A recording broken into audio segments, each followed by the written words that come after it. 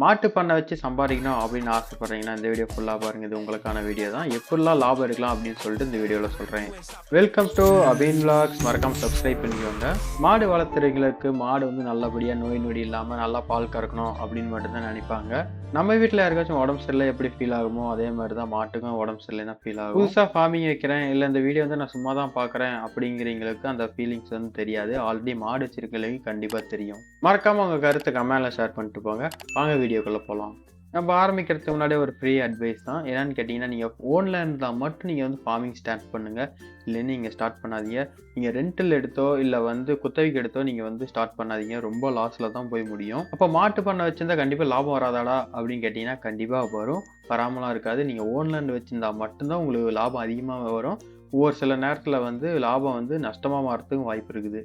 இன்னொரு பாயிண்ட் என்னன்னா, நீங்கள் ஃபார்மிங் ஆரம்பிக்கிறீங்க அப்படின்ட்டாவே நீங்கள் மினிமம் ஒரு 5 மாடு வாங்கிக்கோங்க. மேக்ஸிமம் உங்களால் எவ்வளோ முடியுமோ அவ்வளோ வாங்கிக்கோங்க. எதுக்காக அப்படி சொல்கிறேன் அப்படின்னு கேட்டிங்கன்னா, ஒரு 2 மாட்டுல இருந்து பால் கறந்துட்டு இருந்து நம்மளுக்கு சம்பாரிச்சாலும் ஒரு 2 மாடு சும்மா இருந்தாலும் நமக்கு வந்து பெருசாக தெரிவிக்காது. இல்லை எல்லா மாடும் சும்மா தான் இருக்குது, நான் வாங்கினது 2 மாடு தான், அது 2மே சும்மா இருக்குது, இல்லை ஒரு மாடு தான் கறக்குது அப்படிங்கிற பட்சத்தில் ரொம்ப கஷ்டமாக இருக்கும் நம்ம செலவுகள் மெயின்டைன் பண்ணுறதுக்கு. இந்த ப்ராப்ளத்தை வந்து யாருமே உங்ககிட்ட சொல்லவே மாட்டாங்க. ஃபார்மிங் ஆரம்பித்தா டாப்பில் போயிடலாம், அங்கே போயிடலாம், இப்படி ஆயிடலாம், அந்த மாதிரி கார் வாங்கிடலாம் அப்படின்னு தான் சொல்லுவாங்களே தவிர இந்த கஷ்டத்தை வந்து சொல்லவே மாட்டாங்க. இதுக்காகவே நான் அபின் விலாக்ஸ் சேனல் ஓப்பன் பண்ணி ஃபார்மிங் கண்டென்ட் போட்டிருக்கிறேன். கண்டிப்பாக எனக்கு சப்போர்ட் பண்ணுங்கள். மேலே ஐ பட்டனில் வந்து இன்னும் 2 வீடியோ போட்டிருக்கேன். கண்டிப்பாக பாருங்கள். இது பார்த்துட்டு நீங்கள் வந்து முடிவு எடுக்கலாம். கண்டிப்பாக அந்த 2 வீடியோ ப்ளஸ் இந்த வீடியோ பார்த்தீங்கன்னாவே உங்களுக்கே ஒரு ஐடியா கிடைச்சிரும். அப்படி வேற எதுவும் சந்தேகம் தான் கண்டிப்பாக கமெண்ட்ல சொல்லுங்க, நான் உங்களுக்கு வந்து ரிப்ளை பண்ணி. இப்போ வந்து நான் 5 மாடு வச்சிருக்கிறேன். நான் என்னென்ன மாடு வச்சிருக்கேன்னு சொல்லிட்டு இன்னொரு வீடியோ செப்பரேட்டாக போடுறேன். இப்போ எனக்கு 5 மாட்டுலேருந்து எவ்வளோ லாபம் வருது, என்ன மாதிரி செலவெல்லாம் நான் பண்ணிட்டு இருக்கிறேன்னு சொல்கிறேன். நான் வந்து 5 மாடு வளர்த்திட்டு இருக்கிறேன். 5 மாடுமே வேற வேற ரகம். இதில் வந்து எந்தெந்த மாடு எவ்வளோ பால் கறக்கும் அப்படின்னு சொல்லிட்டு நான் செப்பரேட்டாக வீடியோ போடுறேன். வீடியோ போட்டால் மேலே ஐக்கானில் கொடுத்துட்றேன் லிங்க். நாங்கள் வந்து சொர்ண பில்லு வாங்கிக்கிறோம், ப்ளஸ் வந்து நேப்பிய தட்டும் காட்டில் போட்டுக்கிறோம். அதை தான் அறுத்து போட்டுட்டு இருக்கிறோம். நம்ம சொர்ண பில்லு கணக்கே எடுத்துக்கலாமே. ஒரு சொர்ண பில்லு வந்து 250 ரூபா வருது. ஏன் சொர்ண பில் மட்டும் எடுக்கிறேன், நேப்பிய தட்டு எடுக்கல அப்படின்னு கேட்டீங்கன்னா, நேப்பிய தட்டு வந்து நம்மளால கணக்கா சொல்ல முடியாது. அதனால வந்து சொர்ண பில் வந்து கணக்கு எடுத்துக்கலாம். ஒரு சொர்ண பில் வந்து 250 ரூபா வருது. இதே 3 வேலைக்கு கன்வெர்ட் பண்ணோம்னா 750 ரூபா வருது. நம்ம 800 ரூபாய்னே வச்சுக்கலாம். இதை வந்து நம்ம 10 டேஸாக கணக்கு எடுத்துக்கலாம். ஏன்னு கேட்டிங்கன்னா, பால் பணம் வந்து 10 டேஸ்க்கு ஒன்ஸ் தான் போடுறாங்க. ஸோ அதனால் வந்து அப்படி கணக்கு வச்சுக்கலாம். 10 டேஸுக்குன்னா இப்போ வந்து 8000 ரூபா ஆகுது. அடுத்தது தண்ணியில் கலந்து கொடுக்குற தீவனத்தை கணக்கு போடலாம். நாங்கள் என்னென்ன போடுறோம் அப்படின்னு கேட்டிங்கன்னா, தவிடு, பருத்தி ஒட்டை, பட்டாணி நொய் போடுறோம். இதுவுமே நாங்கள் வந்து 10 டேஸ் ஒன்ஸ் தான் எடுக்கிறோம். அதுக்கு 10 டேஸ்க்கான மெட்டீரியல் காஸ்ட் வந்து எவ்வளோ ஆகுதுன்னு பார்க்கலாம். பருத்தி ஒட்டை பார்த்துட்டிங்கன்னா 2800 ரூபா வருது.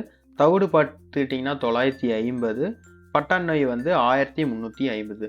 டோட்டல் வந்து 5100 ரூபா வருது. இப்போ தீவன காசும் தண்ணியில் கலந்து கொடுக்குற தீவன காசும் டோட்டலாக வந்து 13100 ரூபா வருது. நம்ம 13000 ரவுண்ட் பண்ணிக்கலாம். அடுத்தது பால் பணம் எவ்வளோ வரும், எவ்வளோ லிட்டரு வரும் அப்படின்னு கேட்டிங்கன்னா 250 லிட்டரு வருங்க. 10 நாளைக்கு நான் சொல்கிறது. ஒரு நாளைக்கு வந்து ஆவரேஜாக 25 லிட்டர்னு சொல்லிட்டு நான் கணக்கு எடுத்துருக்கிறேன். அதுக்கு வந்து 34 ரூபா அப்படிங்கிற மாதிரி காஸ்ட் போட்டுக்கிட்டேன். அதுக்கு வந்து 8500 ரூபா வந்து நம்மளுக்கு ப்ராஃபிட் வருது. இருங்க இதில் வந்து நம்மளுக்கு ப்ராஃபிட்டாக லாஸான்னு சொல்லிட்டு நான் கடைசியாக சொல்கிறேன். என்ன அப்படி ப்ராஃபிட்டோட உனக்கு வந்து செலவு அதிகமாக இருக்குது அப்படின்னு கேட்டிங்கன்னா, ஆமாம் கண்டிப்பாக வந்து மாடு வச்சிருக்கிறதுல இதுதான் பிரச்சனையே. இது எங்கே ஆரம்பிக்குது அப்படின்னு சொன்னால், நான் ஃபஸ்ட்டே சொன்னேன்ல காய்ஸ், உங்கள்கிட்ட நிலம் இருந்தால் மட்டும், அதாவது ஓனில் இருந்தால் மட்டும் நீங்கள் வந்து ஸ்டார்ட் பண்ணுங்கன்னு சொன்னது இதுக்காக மட்டும்தான். நம்மளுக்கு இது வந்து இதை சேவ் பண்ணுறது வந்து 8000 ரூபா சேவ் ஆகும். அதுலேயுமே தட்டில் இருந்து மட்டும்தான், தீனி தட்டில் இருந்து மட்டும்தான் உங்களுக்கு வந்து மிச்சமாகுமே தவிர இது எந்த வழியிலும் வந்து மிச்சமாக வாய்ப்பு ரொம்ப கம்மி. இப்போ வந்து எருவும் விற்கலாம். மாட்டு சாணம் வாங்குறதுக்கும் வருவாங்க. அது 6 மாதத்துக்கு ஒன்ஸ் தான் வந்து ரீஃபில் ஆகும். அதாவது ஒரு டிராக்டர் வரும். ஒரு டிராக்டர் வந்து 2500 ரூபா வரும். அப்படி நம்ம வந்து 10 நாளைக்கு ஒன்ஸ் வந்து கணக்கு போட்டாலும் 200 ரூபாய்க்கும் கம்மியாக தான் வருது காய்ஸ். அதுலேருந்து ப்ராஃபிட்டுங்கிறது கொஞ்சம் கம்மி தான். இதில் இன்னொரு லாஸும் இருக்குது. என்னன்னு கேட்டிங்கன்னா, நம்ம எருவு கொண்டு போய் மறுபடியும் காட்டு தான் கொட்ட போகிறோம். காட்டோட வளம் வந்து நம்மளுக்கு வந்து மைனஸ் ஆகிட்டு தான் போகுது. ஸோ அதுவுமே நம்மளுக்கு வந்து லாஸ்ன்னு தான் சொல்லுவேன். நான் என்ன சொல்ல வரேன்னு சொல்லிட்டு உங்களுக்கு புரிஞ்சிருக்கும்னு நான் நினைக்கிறேன். நீங்கள் வேறு எதாவது சந்தேகம் இருந்தால் கண்டிப்பாக வந்து எனக்கு கமெண்டில் சொல்லுங்கள். நன்றி, வணக்கம்.